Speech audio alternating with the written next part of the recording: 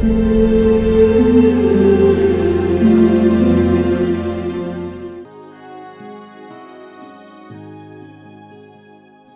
आ भी जाए।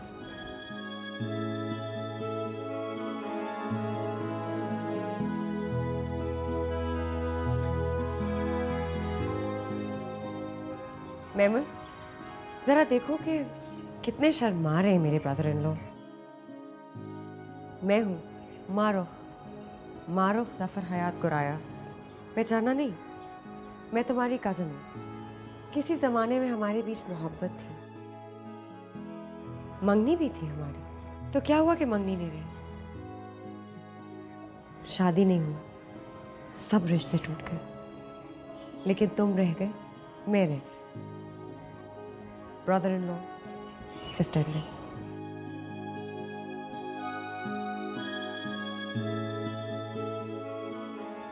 आइए अंदर आइए, ये भी आपका अपना घर। सारी बातें मैंने इसलिए कह रही कि अपने दिल में जो आप शर्म लिए घूमते हैं ना, वो खत्म हो जाए। Let's begin again from scratch.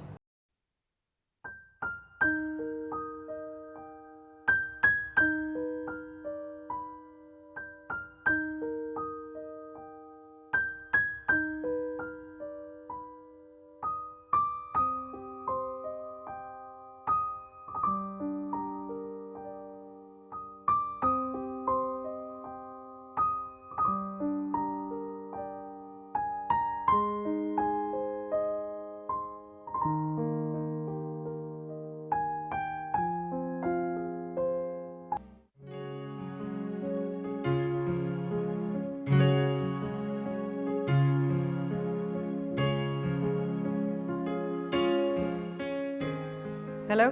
हाय, राहिल है। अजीब इत्तेफाक है, आज ही तुमसे मिला और आज ही रामेश को देखा मैंने। कहाँ? अभी वो एक मीटिंग से आ रहा था, मैं ट्रैफिक सिग्नल पे देखा है। अपने बीवी बच्चे के साथ था। मेरी तरफ भी आ रहा था, सामने खड़ा हुआ है। बात कराऊं? बिल्कुल भी नहीं, अभी तुमसे बात कर रहा हूँ।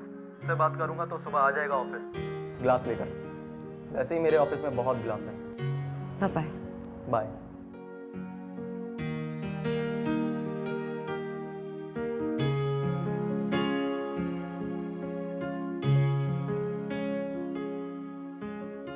पता है कौन था? वो राहिल उमर। राहिल? राहिल कौन?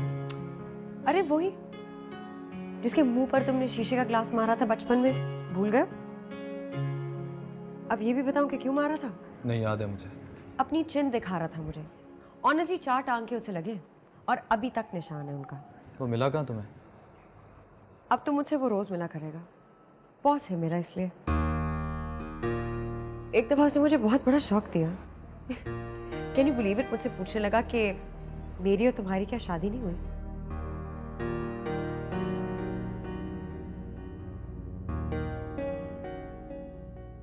मैंने फिर उससे पूछा कि तुम्हें कैसे पता चला?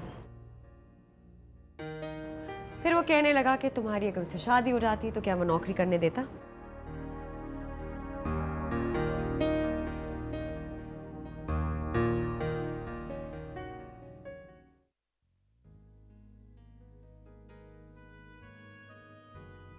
मारूफ कितना बदल गई है ना मैम।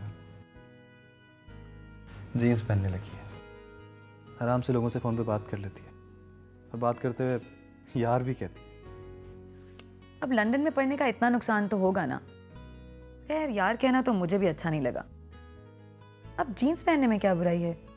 वो तो उसका पुराना शौक था। कितना पुराना? पहले डरती थी तुमसे, या फिर शर्मा जाती होगी। तो अब नहीं आती है शर्म उसका? जानती हो राहिल कौन है? जानती हूँ, मारूफ की कॉपी पर शरारत से उसने अपना नाम मारूफ के नाम के साथ लिख दिया था। शरारत से नहीं, वो हमेशा अपनी उम्र से बड़ी हरकतें करता था।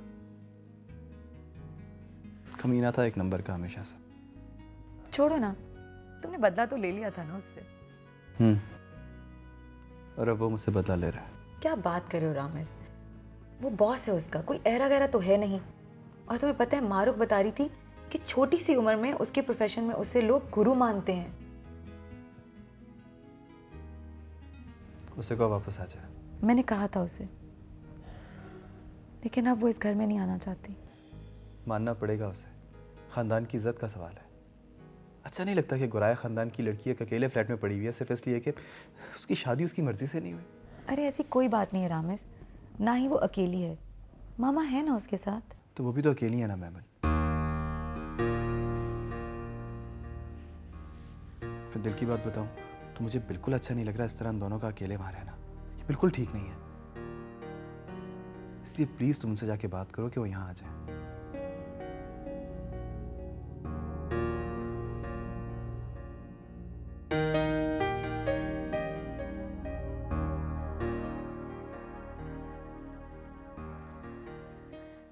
दूध पीकर सोना। चलो उठो। मुझे नहीं पीना। चलो शाबाश। मुझे एक बात बताओ, ये तुम उससे बात किस तरह से कर रही थी? मुझे तो ऐसा लग रहा था बातें कम और जूते ज्यादा मार रही हो उसे। जूते ही तो मारी थी मैं उसको। उसका यहाँ आना नहीं बनता, बिल्कुल नहीं आना बनता। अच्छा, तो इसका मतलब ये है कि तुमने उसके यहाँ आने का कोई दिन मुकर्रर किया हुआ है? चलो मुझे बताओ कि कब आना चाहिए उसे? जब मेरी शादी हो जाएगी तब। जब तक वो मुझे गाड़ी में नहीं बैठाएगा और प्रूफ नहीं करेगा कि वो मेरा ब्रदर इन लॉ है, तब तक वो यहाँ नहीं आ सकता। Is not allowed. किसके साथ? दिल तो करता है कि उसके किसी दुश्मन से मैं शादी करूं। जैसे कि राहिल के साथ? आप ही ना, मैं मजाक कर रही थी और आपने सीरियसली ले ली बात। अच्छा मैंने दूध नहीं पीना, प्लीज रख दो। फौरन दूध पियो। बैठी नहीं हो तुम्हारे पास में। चलो। मम्मी।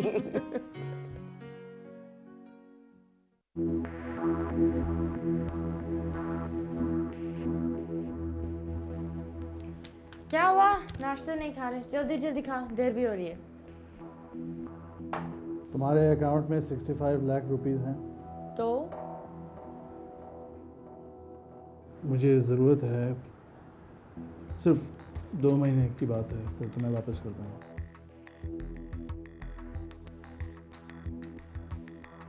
और सुफिया, वो पिछले 2 सालों में काफ़ी डिस्टर्ब रहा हूँ।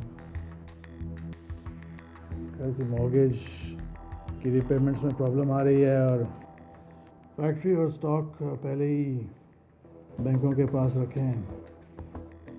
क्रेडिट लिमिट सारी ख़त्म हो चुकी है। नए लोन के लिए मुझे हयात मंजिल को गिरवी रखना पड़ेगा, जो मैं कर नहीं सकता।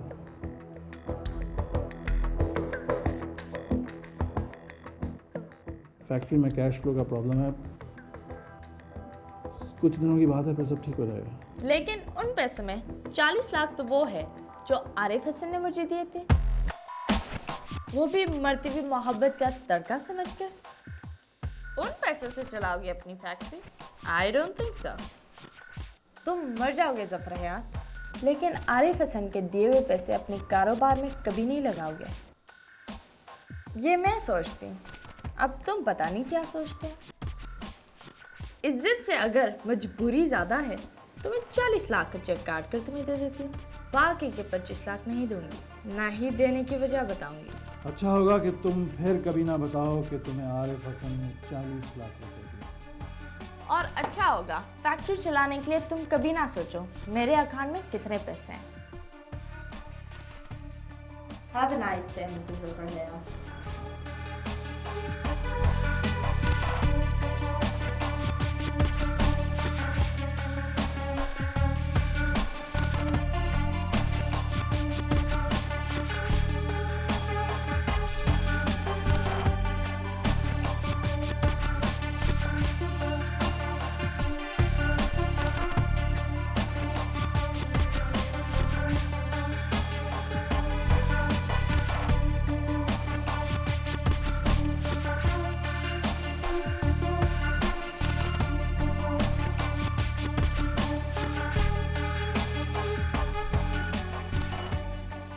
चटके जाऊं मेरा बच्चा, मैं वाली जाऊं, चोते हुए भी शहजादा लगता है मेरा बच्चा।